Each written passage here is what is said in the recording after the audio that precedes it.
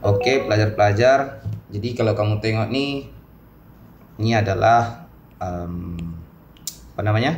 Contoh kertas soalan SPM. SPM kamu dibagi nanti ya beginilah bentuknya. Begini. Ada dia tulis di situ. Tapi ini percobaan lah. Tapi nanti kamu dapat di situ dia tulis sijil pelajaran Malaysia 2025. Ini contoh kertas satu nih, kertas satu contoh. Masanya 2 jam. Pas tu kalau kamu tengok kertas satu nih, ini yang cikgu cakap tuh. Kertas satu dia ada 2 bahagian. Ini muka surat pertamanya contoh, ini contoh ya pelajar-pelajar. Jadi kalau kamu tengok di muka surat keduanya ada dia tulis di situ besar-besar bagian E dia cakap. Bagian E itu 30 marka. 30 marka nih, 30 marka. Dan di bagian E ini pelajar-pelajar, macam cikgu cakap, dia akan bagi rangsangan begini. Boleh jadi dia bentuk gambar. So cikgu cakap dalam kelas kan, boleh jadi dia bentuk gambar, boleh jadi dia bentuk poster. Ini poster nih, ini poster. Poster semacam untuk campaign, untuk menggalak. Ini soalan tentang usaha mempopulerkan permainan tradisional. Ini kalau kamu nampak nih, berdasarkan maklumat tersebut, dari situ itu adalah dia punya arahan soalan. Itu arahan soalan. Baca ini 2 kali ke 3 kali, jangan baca 1 kali, supaya kamu tidak salah fokus. Kamu tengok nih, tapi fokus kebiasaannya pelajar-pelajar dia akan bold lah, dia akan hitamkan tebal begini. Jadi di sini usaha-usaha untuk mempopulerkan permainan tradisional. Panjang huraian Anda hendaklah antara 150 hingga 200 patah perkataan. Oke, jadi kita tulis di dalam kelas itu 200 hingga 250. Tapi kalau SPM sebenar adalah 100 hingga 150 hingga 200 sahaja. Jadi beginilah, tapi tidak apa-apa. Kita ikut sejak SPM yang inilah yang kita tengok sekarang nih, 150 hingga 200 patah perkataan. Anggaplah yang 250 tuh yang selama kita buat ini, yang sebelum nih 200 hingga 250 nih sebagai kita jadikan dia sebagai kita punya training sejak. Tapi dalam SPM sebenar dia minta 150 hingga 200 patah perkataan. Jadi kamu tengok arahan soalan tadi, di situ dia cakap usaha-usaha mempopulerkan permainan tradisional.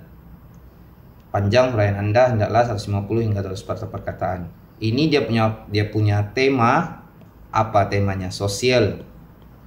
Ini adalah tema sosial, bukan politik, bukan ekonomi. Bukan politik, bukan ekonomi, dia sosial. Ya, diambil dari aspek sosial. Tapi ini videonya untuk contoh sajalah, supaya kamu tahu macam mana itu kertas satu. Ini kertas satu, macam mana bentuk di dalamnya soalannya. Beginilah dia. Begini yang bagian E. Dan isi itu boleh, ataupun isi itu kebiasaannya sudah memang ada dalam petikan, dalam bahan yang dia bagi. Tinggal kamu pilih-pilih sajalah, jangan ditulis semua. Mana ambil yang penting-pentingnya saja. Ambil yang penting-penting daripada isinya itu. Garis di situ dia cakap apa tuh? Yang dia garis-garis tuh, itu congkak. Ini ndak tahu siapa punya kertas nih. Budak mana cikgu ndak tahu. Cuma itulah usaha-usaha, cari usahanya di situ. Di sini, ini contoh saja supaya kamu boleh nampak objektif video ini adalah untuk memberi penerangan, gambaran kepada kamu semua bagaimana bentuk dan rupa soalan SPM sebenar.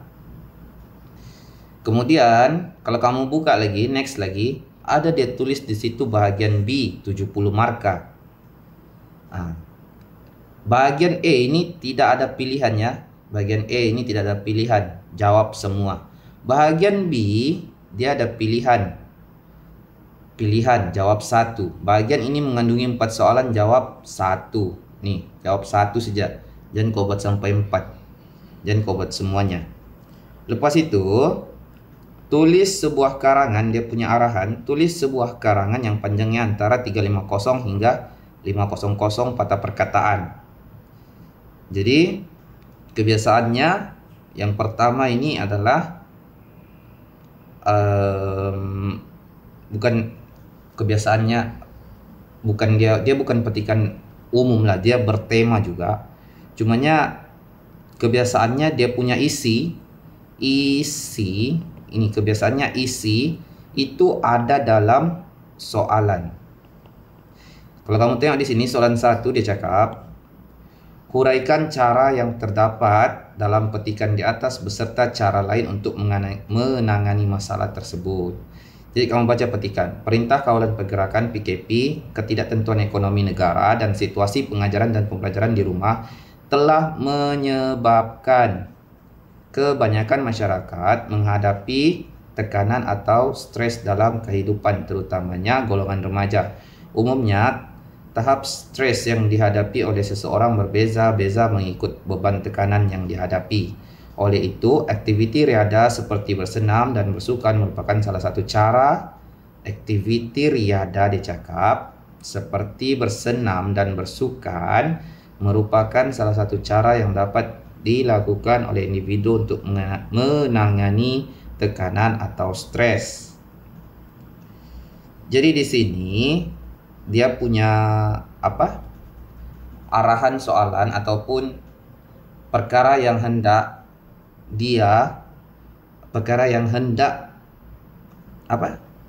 yang soalan ini kehendaki adalah kamu cara-cara lain untuk menangani masalah tersebut. Dia minta cara-cara. Jadi kamu kena buat cara-cara untuk menangani masalah tersebut, dia cakap.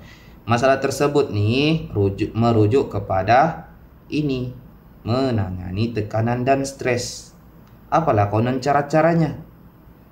Sudah ada dalam petikan. Aktiviti riada seperti bersenam dan bersukan boleh diambil, dipakai. Kemudian cara lain tengok dari mana? Politik, ekonomi, sosial. Tengok dari situ. Kemudian soalan kedua, masalah disiplin dalam kalangan murid seperti buli, ponteng, sekolah, dan vandalisme semakin hangat diperkatakan oleh masyarakat dan juga terpampang di dada-dada akbar hampir setiap hari. Kurangnya kasih sayang ibu bapa terhadap anak-anak dikenal pasti sebagai faktor masalah ini. Selain itu, pengaruh rakan sebaya dan ditambah pula oleh unsur negatif yang disalurkan melalui media massa.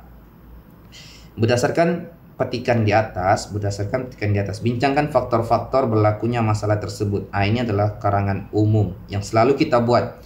Faktor-faktor berlakunya masalah tersebut. Masalah apa, cikgu? Masalah disiplin. Masalah disiplin. Ya, pelajar-pelajar ini. Mana suara cikgu punya itu? Nih, cikgu punya pen. Oke. Masalah disiplin yang sering berlaku. Dia minta ini, faktor-faktor berlakunya masalah disiplin. Ini yang cikgu cakap. Soalan yang isi ada dalam soalan. Ini adalah soalan yang isinya ada dalam soalannya. Dalam petikan ini ada 3 sudah isi dibagi. Nah, tinggal cari satu saja lagi. Mana isinya? Masalah disiplin dalam kalangan murid seperti buli, ponteng sekolah dan semakin hangat diperkatakan oleh masyarakat dan juga terpampang di dada-dada akbar. Kurangnya kasih sayang ibu, bapa. Itu isi yang pertama. Terhadap anak-anak, ambil ini terhadap anak-anak dikenal pasti sebagai faktor. Itu isi yang pertama. Selain itu, pengaruh rakan sebaya. Isi yang kedua. Tidak payah dipikir lagi isinya. Dan ditambah pula oleh unsur negatif disalurkan melalui media massa. Isi yang ketiga. Jadi kamu tinggal cari satu Satu isi siap lagi. Tinggal cari satu isi siap lagi. Soalan 2. Tengok soalan 2. Betapa mudahnya soalan itu. Faktor-faktor dia minta.